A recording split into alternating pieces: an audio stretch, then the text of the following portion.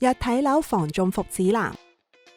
物業嘅真正價值始終都係要親身睇樓確認，因此無論係買樓定係租樓，實地睇樓都係唔可以偷懶㗎。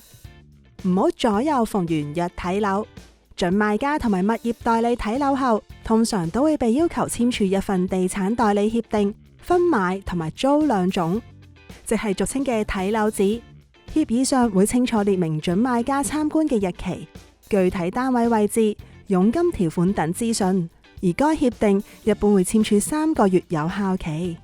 準買家要留意嘅係，喺簽過協議後，如果要買或者租入所參觀過嘅單位，一定要同你已簽協議嘅地產中介公司辦理。如果喺有效期內經另一間中介公司或者係自行向業主洽購，原本已簽協議嘅中介公司則有權向簽署人追討應得嘅佣金，一般係樓價嘅1%。留意單位景觀同埋坐向。參觀單位時，需要留心觀察其景觀同埋坐向。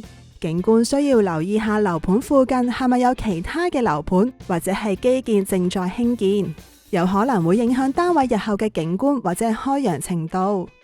而且由於施工時間一般較長，好可能入住之後仍然受到施工噪音同埋塵埃污染影響。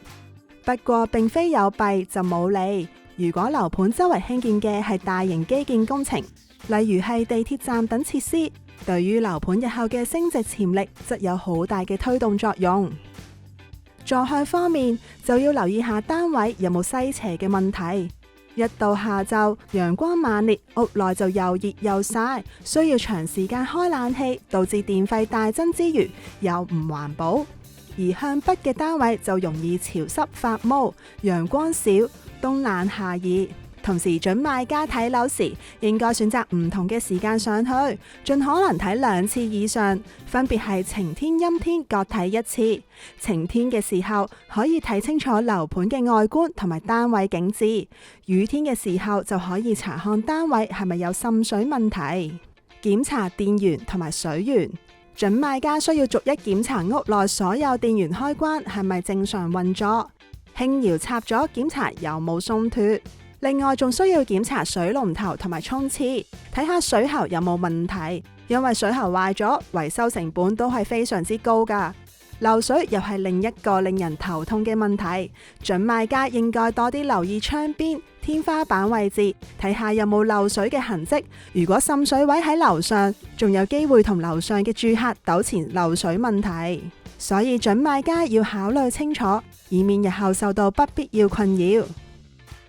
注意大廈短期內是否有維修，買二手樓一定要注意大廈維修保養問題。